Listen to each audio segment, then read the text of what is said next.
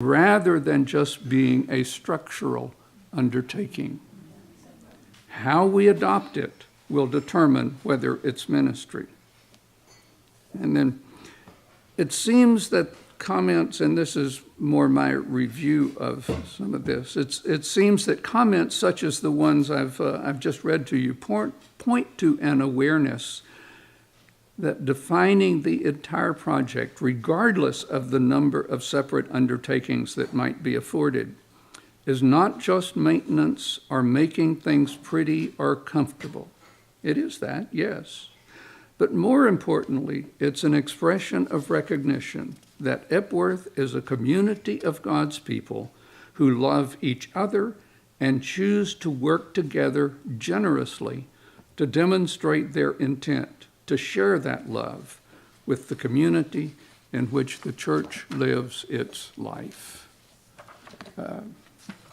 So I really appreciated, and you can see by the pages I'm going through how many comments I got to that question.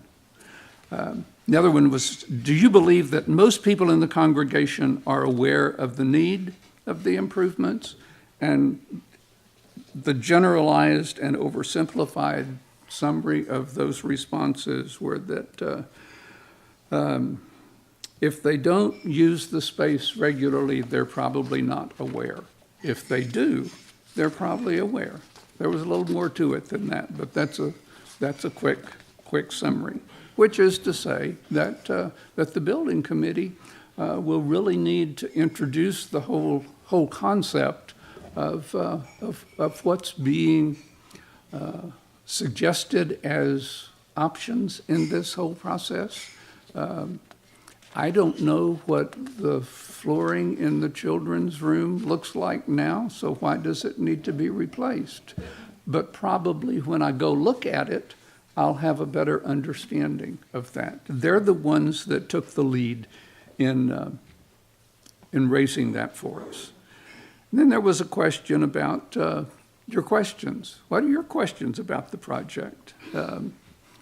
And the biggest thing was there are areas that we don't know. And in the capital campaign, we have a communications team that works with the building committee to really put together some resources and convey the information that will help. Nobody should be asked to make a financial commitment if they have questions that can be answered at that time. I mean, you can ask, what color is that wall going to be? And we don't know that yet. We probably won't know it yet for a time. But there are lots of questions about this space that can be answered. Do you feel the right leadership is in place for a capital campaign? And I gave 3 categories: clergy, staff, and lay leadership. Of the 55 responses, 50 said yes on clergy. I think that's the highest response on any item in the survey. That there is a level of trust and affirmation there, and you really need to have that in terms of having a good campaign. A lot of affirmation with the lay leadership as well. There is a high level of trust and willingness. More uncertainty with staff than it really wasn't negative. There was the option of not sure, and that showed up more with the staff. And part of that had to do not with the staff itself, but what are the expectations in a capital campaign on the staff? And that's a legitimate area. We try not to overwhelm the staff in anything, but we do have to have a high level of cooperation with staff.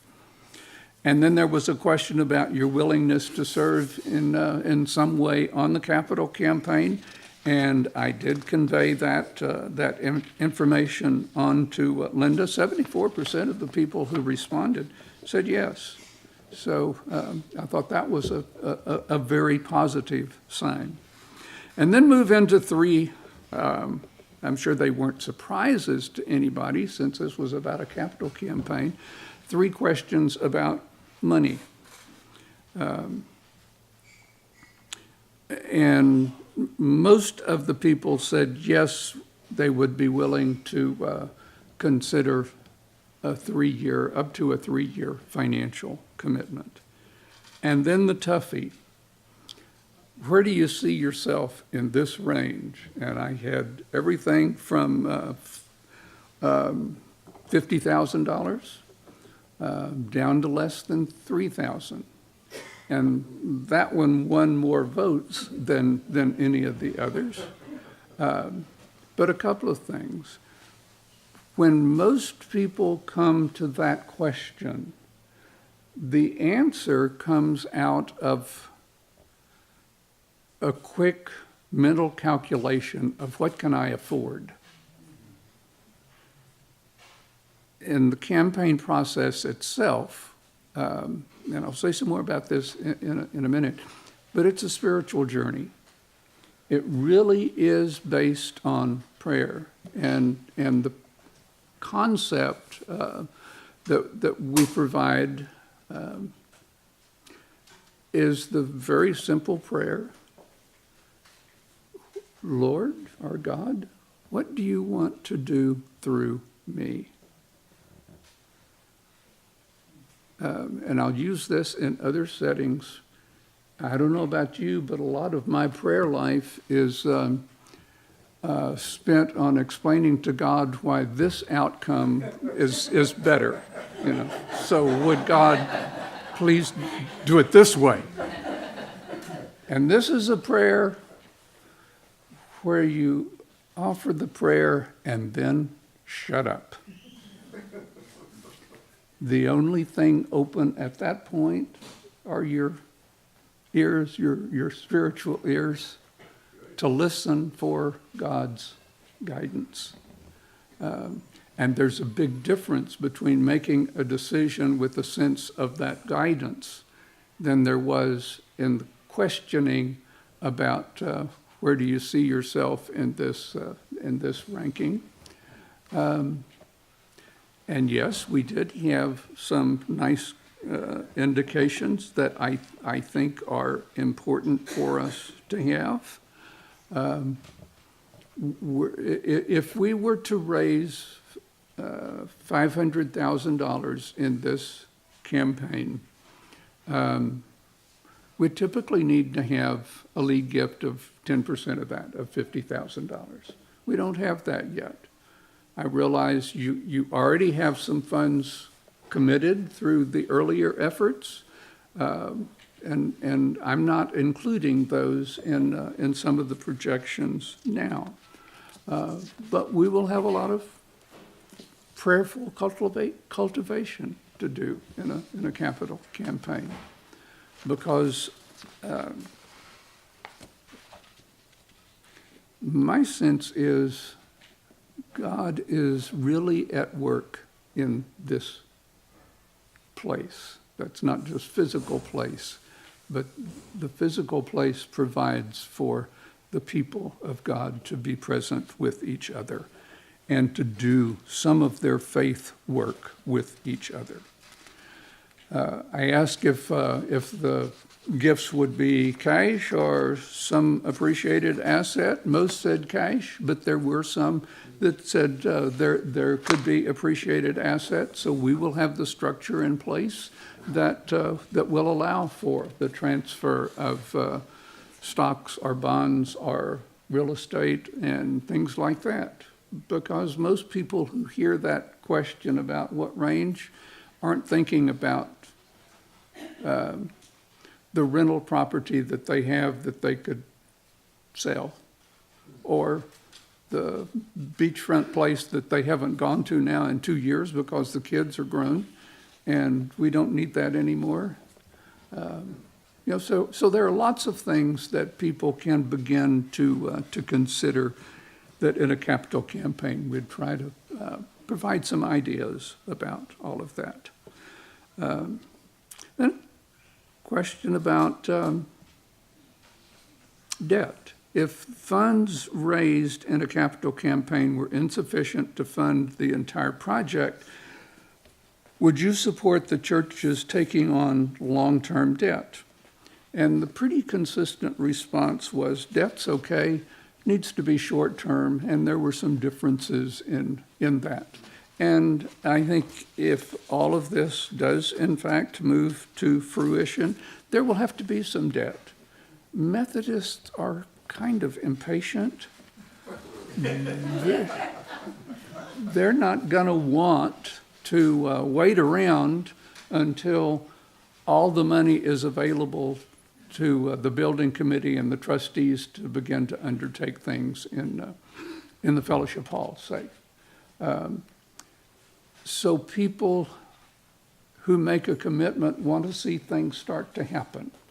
And so from that standpoint, in order to be able to afford that, there's probably going to be some short-term debt, and generally that was affirmed that it may be necessary. We just don't want a 20-year note out there that some congregation down through the years is going to have to be paying because we made a decision back there with regard to our facilities. I asked about the willingness to participate in the campaign, and yes, there was a good number there. And then there were a couple of concluding questions.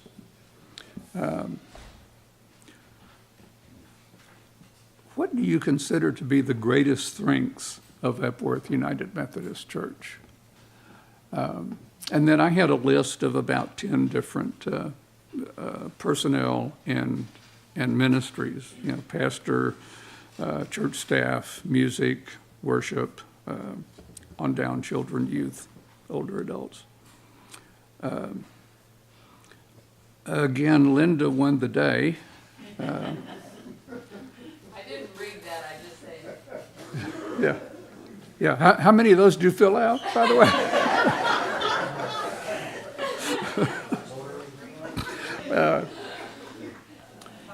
But the second, close second, was music ministry. That won't be a surprise. And then 2 with children, the Godly Play and the Children's and Family Ministries. So there was a lot of affirmation, both in terms of the pastoral leadership of Linda and the creative leadership of Susan with children. Then the same list of personnel and ministries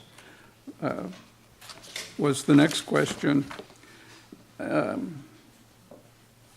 What are the areas you think are the ones that that have the greatest need for growth? This will be a surprise. Building and facilities came in first by far. But again, there was affirmation in all of this that these are good facilities. We just have to take care of them. That kind of perspective. There was a lot of concern about youth ministries. And interesting, outreach came in high in both categories of we think it's a strength, we think it's an area where we need to grow. So it really did depend on where people were coming from. Then the last question, I won't go into at all. It was, what have I failed to ask about? And there were bunches of responses. But good stuff. So what's going to come out of this is a report that I hope will be a study piece for the congregation. It's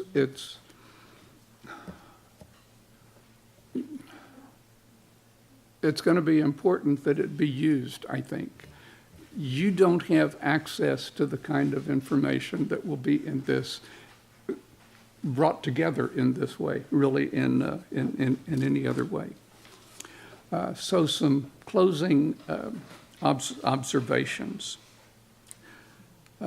Why do people give? Mostly, they give out of a sense of affirmation about the mission of the organization. And this has to do with gifts, philanthropic gifts across the board, to the church, to the XYZ nonprofit that does youth services, to anything else that you might want to give to. But that kind of belief in the mission of the organization is really important. As Linda and I communicated, while you don't have an official mission statement, what is there is a very significant guideline of it's to come together to worship, to study, and to live out God's love so that we strengthen our Christian faith, develop a creative, supportive community, and encourage each other in our ministry, in our many ministries. And it goes on from there. But that's the part of the life of this congregation that's compelling when it comes to a capital campaign. Do you really buy into that mission? And I use that term literally, of buying into the future of the ministry to make sure its future is sound. A second reason why people tend to give is the trust in leadership. And I think that's clear in the ways it came out in several different questions through the survey. And the third reason is the evidence of fiscal stability. And I know you've had some ups and downs with that, and that the Finance Committee is working with that, and from what I understand, making some significant inroads with building trust there.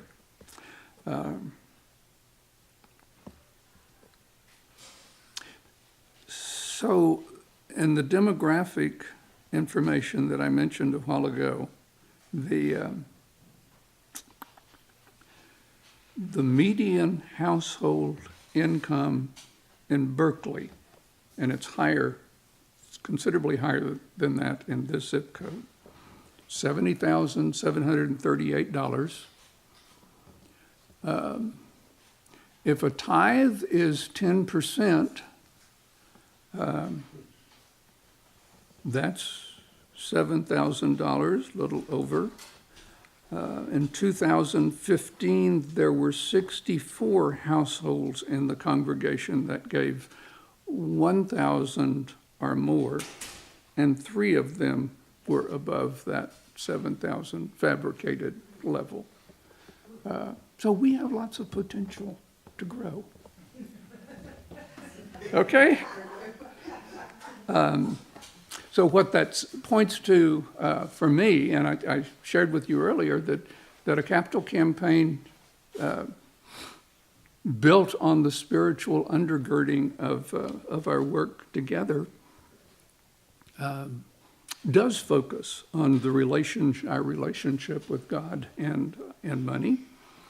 And I would suggest that, as you can probably tell, I'm going to recommend in a minute that we do a capital campaign.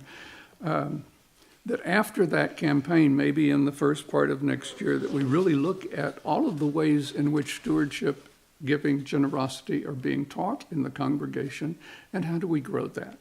So that it's, and that doesn't mean talking about money every opportunity. It means bringing about the opportunities for personal and family reflection on what money means in their lives. And that's an interesting kind of process. There was a lot of gratitude, a lot of excitement about having new members. You remember that vision question I pointed to a little while ago. And that seems to be a recurring kind of vision for a lot of people, and that's a positive kind of thing. But it doesn't just happen.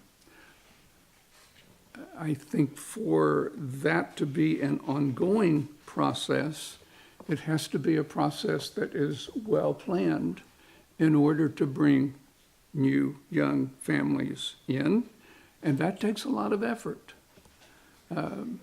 And probably a big part of that effort has been expended by Linda to this point. But what would it look like for that to really expand in terms of the planning and expending of effort? I think there are ways that long haul you can really capitalize on your strengths as a congregation.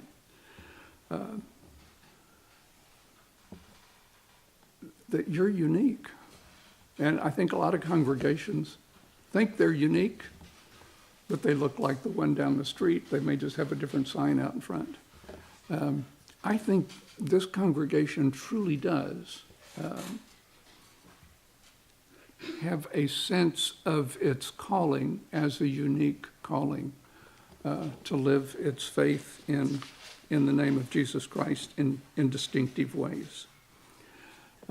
And if you're going to continue to grow with young families and young adults, I think generally the expectation has been, we're here, come on over.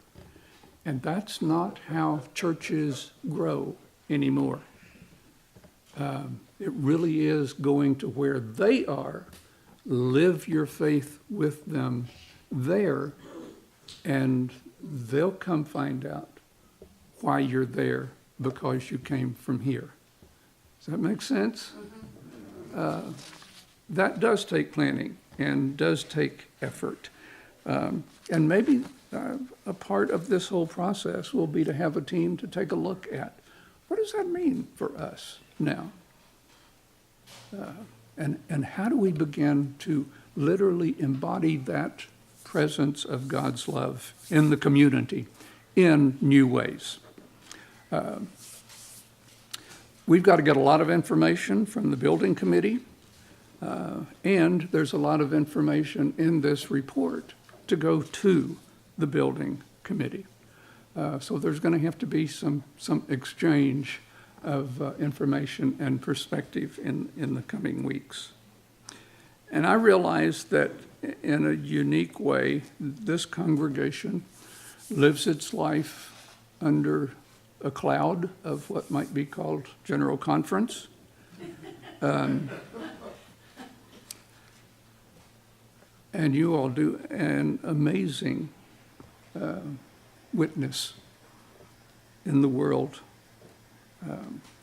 And regardless of what that eventual decision might be, Epworth has a special calling about how to be the people of God, regardless of what's decided at a general conference level. And I realize that ongoing debate and everything has its costs, and in some respects probably does keep people from wanting to become part of a church that has that kind of dilemma. But that need not stop you from living out the conviction in the community. And that's part, I think, of the uniqueness that you bring. Why can't Epworth have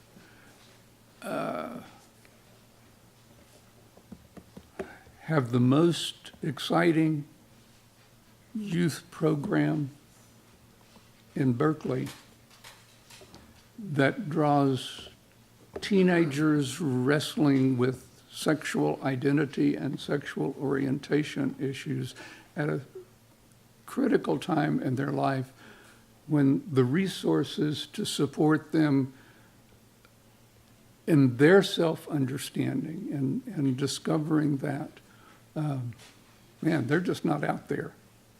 But Epworth probably is uniquely prepared to be able to do that. But when's the last time you went up to the youth room? It's not the most inviting space around.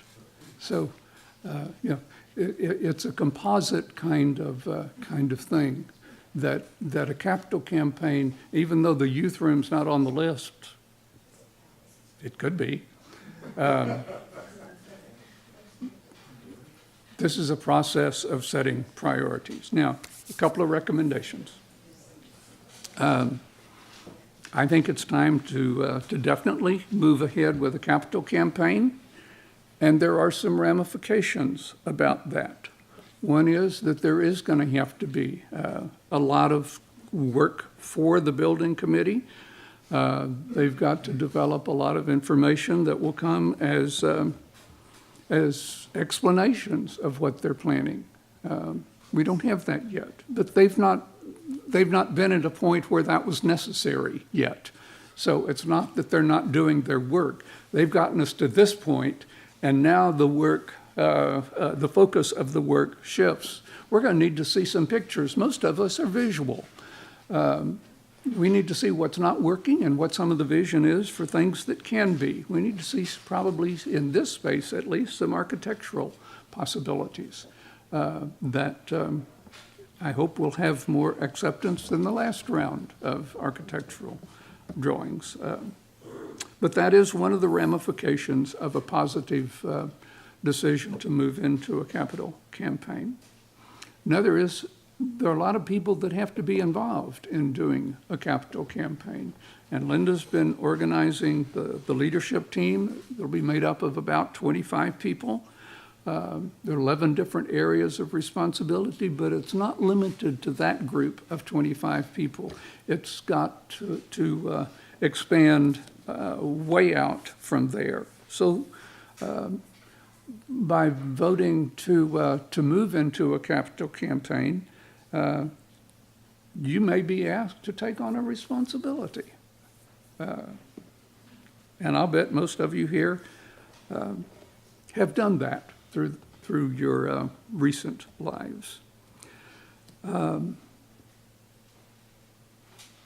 Another ramification is, are you prepared for a lot of upheaval? You're going to lose this space for a time. Do you like dust? We'll have the perfect place up on the... Yeah. It's the realistic part, yeah. We like to think about how nice it will be when it's all finished. It's the ordeal of not having this space and some other things while all of this is going on. And another will be the need for a lot of communication. This is about a spiritual journey, as I said a while ago, a spiritual journey that's grounded in gratitude, that's revealed in prayer, that's lived in faith. Another ramification is once it's renovated, let's say this space, once it's renovated, is there a commitment to maintain it?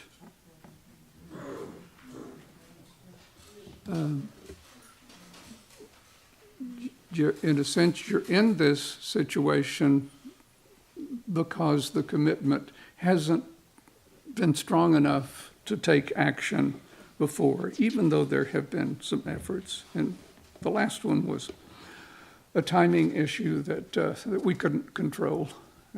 We didn't know the economy in 2008 was going to be doing what it did. But hadn't been too many changes since then, as I understand it, even though the economy has changed. I think and this comes out of my work with other congregations, what I've experienced here, what I saw in that question about where do you see yourself, what's happening in terms of giving in 2015 and 16 to the operations of the church. I think you have the capacity of probably raising somewhere between $350,000 and $550,000, assuming you're willing to begin a spiritual journey. And there'll be lots of steps in a campaign that we can refine that so that we can keep the congregation informed about what is the financial possibility there.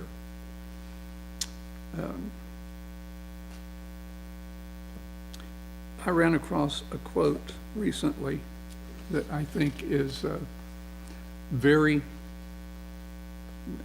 timely for you, for all of us. First, we shape our buildings. Then, our buildings shape us. And I think that's kind of the situation that we're in at this point. I think there's serious, one of the other ramifications is, what are you going to do with this space? I think you have to plan to use your renovated space. As so many of the comments were, it gives us opportunity to do new things. Well, what are those new things? And are we just going to wait for them to happen?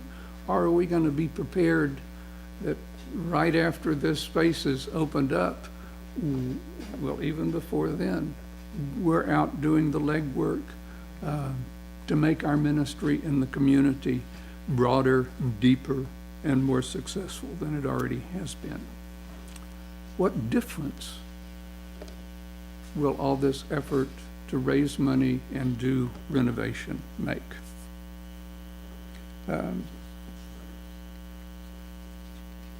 And the last recommendation really is to use the report, and I intend to have a completed draft to Linda probably tomorrow. It will still be in draft form, so can't really circulate it yet. There are a couple of things that technologically I can't do in this report. I have to send it back to the office in Arkansas and say, by the way, would you take these figures on question number whatever and put it into a graph for me? And while you're doing that, would you scoot the graph on the next question over to the center? This is way beyond me. But as soon as we have it in a completed form, I'll make it available electronically. You all can print out as many as you want to. You can mail it, email it to folks that want it, and they can print out all 90 pages of it. But there is a huge amount of information in here